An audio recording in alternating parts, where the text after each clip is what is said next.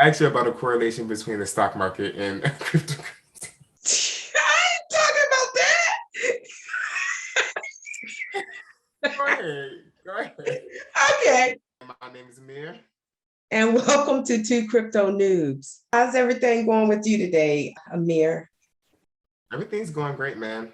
Can't complain at all. Okay. Well, we thought we'd jump on and do a quick video. One, we wanted to talk about the Bitcoin price. As you see, Bitcoin made an all-time high today, a little over 69,000. So Bitcoin is making moves towards that 100K coin. What you think about that? I didn't notice it. I've been working my day job, so it's good to hear that we're still making progress since our last video. Right. I mean, this is great news. We continue to make gains. And so, as you see right now, we're doing a little consolidation with Bitcoin. We're at a little over 66,000, heading towards 67,000. So this is looking really good for Bitcoin. Again, we reached a new all-time high today, a little over 69,000. So we're doing great. One of the things that I wanted to talk about today, is just navigating a little bit through CoinGecko. As you see, you just go to coingecko.com and it gives you a plethora of information on coins. A lot of time, some of the coins that we get into extremely early, we won't see them on CoinMarketCap. And so a lot of times CoinGecko has been our go-to. Another little feature that I wanted to point out with CoinGecko is that, well, we also want to point out some data, which is now we were at 3 trillion, a $3 trillion market cap, but now we've dipped a little bit up under that. So with the 2.9, so hopefully we can get, Bitcoin can make moves and the altcoins can make moves to push us back over that $3 trillion market cap. But one of the things I also wanted to show is that once you hit the market cap area in blue there, oh, we just jumped up. Do you see? Now we're at 3 trillion again. Awesome. Existence. How about that? Exactly.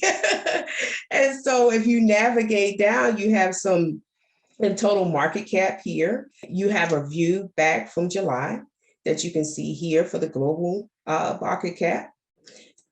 And then as you go down, you can notice that you have the amount of coins that CoinGecko is tracking, as well as the total exchanges that's being tracked. And you have the top gainers and you have the top losers.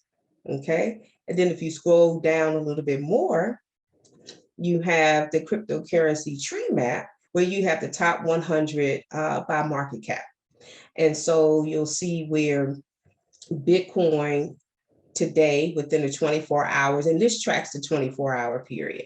And you can also you should be able to click on this and do a full view where you can see that in the 24-hour period, Bitcoin is down 1.24%, ETH down 1.90%, but then you have all the coins in a chart view here, the top 100, where you can track and see where the percentage within a 24-hour period where they are. And so this is a neat trick.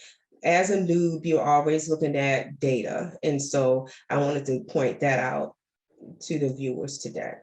So we're going to exit view. It looks like they're organizing everything by size. So clearly, we all know that Bitcoin has the highest market cap. They're number one.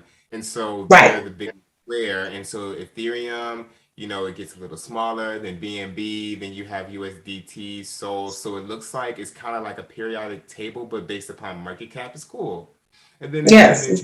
colors based upon what's up or down or bullish or bearish, as we described in our previous video. If you haven't checked it, check it out. Right. And then you have other charts here. Don't really care too much for the coin dominance. It's just the way that it's presented is a little interesting, but you can have the stack view and then you can have the overlapping view where you have the line graph. But I would particularly, I love this chart here, the cryptocurrency tree map. So, yep, I think it's all good. So let's have some real talk today. Today, I was thinking about the Bitcoin 4-year cycle. And Amir and I wanted to just talk a little bit about what we've been studying in regards to the 4-year cycle. So what is your understanding of the 4-year cycle, Amir? Let's zoom us in before we get started so they can. Oh yeah, let's zoom us in, stop sharing. Perfect. So we recently found out about the 4-year cycle. It's so crazy because we keep having these different epiphanies. Even with the Dogecoin thing, like we shared in our previous story, we have these epiphanies to where we actually start understanding how cryptocurrency works. And one of the things that we realized is Bitcoin and other cryptocurrencies have about, at this point, a 4-year cycle of bear market and bull markets, depending on, I mean, things are always bullish and bearish, but when we're talking about the bull run and we're talking about the bull run, it usually happens every 4 years between quarter 4 and quarter 1. And so right now we are currently at quarter 4 of year 4 of the bull run, which means that there should be something very, very amazing coming. I'm really excited. But I also have this other ideology that I feel like with mass adoption, that 4-year cycle is going to end up shortening. And I'm not sure if enough mass adoption has taken place to where after this bull run that's going to take place, I don't know whether or not it's going to actually shorten that amount of time. I don't know if prices are going to kind of stabilize versus falling as much as they do fall after the bull run. But I do believe that, like I said previously, as more cycles happen, they're going to start getting closer and closer together. So kind of like the stock market, there's usually like I believe a 1-year cycle with the stock market, but with or it's pretty stable. I'm not quite sure. What do you think? A comparison. Well, I'm hoping for a super cycle where after extending the 4-year cycle in hopes that we'll go past the fourth quarter of this year and the first quarter of next year and maybe go into the second quarter or third quarter. I think we've had some gains in adoption. And so my thought is that the cycle will extend into the second and third quarter. Actually, about a correlation between the stock market and cryptocurrency. I ain't talking about that. Go ahead. Go ahead. Okay. But to answer your question, Amir, about the correlation between the stock market and cryptocurrency, I really feel as though that cryptocurrency is pulling away from the stock market in terms of whenever the stock market is down, then crypto is down. Whenever the stock market is up, then crypto is up.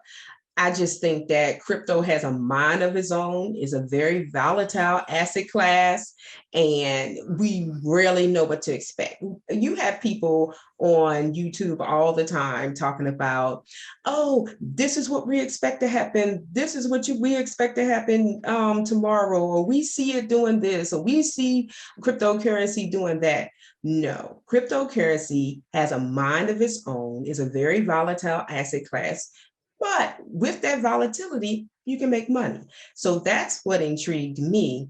And in terms of the 4-year cycle, I just know I have to keep my ear to the ground, continue to do my research to figure out, okay, I have so many coins, right? In terms of my portfolio, right? X amount of coins. We won't say so many because it's not like that, but I have X amount of coins.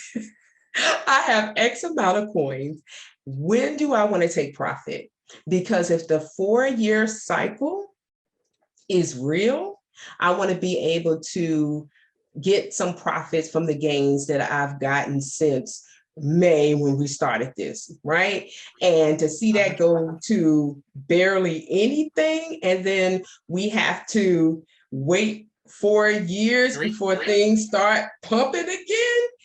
No. So I think the best thing to do is prepare for the worst, but expect the best, which means that you have to continuously monitor your portfolio and continue to do research as a noob, right? Because we're noobs. We started in May. Again, I'm going to say this every time with Dogecoin, and we leaped in during the time when Dogecoin was spiking, which was the absolute wrong time, right?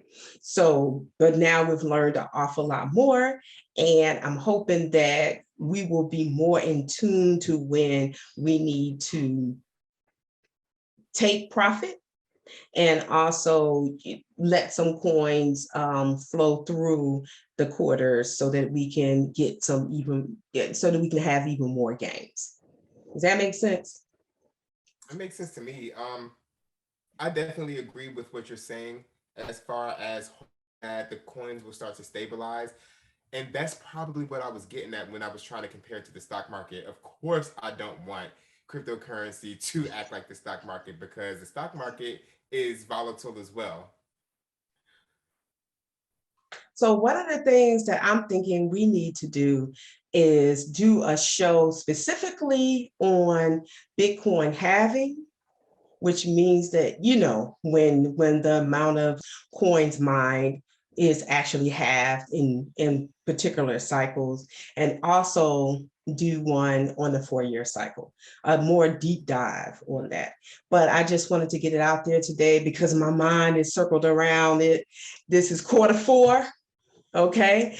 So I'm just thinking, what do we do? What plan do we have? A lot of people are expecting the super cycle. And then we have some that's like prepared for the worst. So we want to just make sure we're on track and make sure that we do the proper research to make the right decisions and manage our portfolios well. So this is going to be a quick video today. I definitely agree. I'm glad that we decided to just get this out there. We try to post daily. I'm sure we'll get more consistent with time, but I'm glad we was able to get this out there because people need to know what to expect and how to plan for the worst or the best case scenario.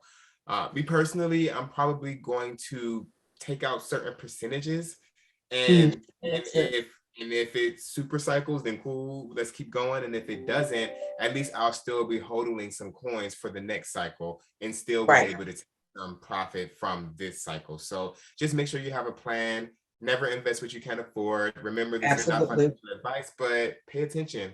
We're trying to give you this information so that we can all grow together. Like, comment, subscribe, hit the notification bell. Ding. All right, we out. Noobs out. News out. Peace.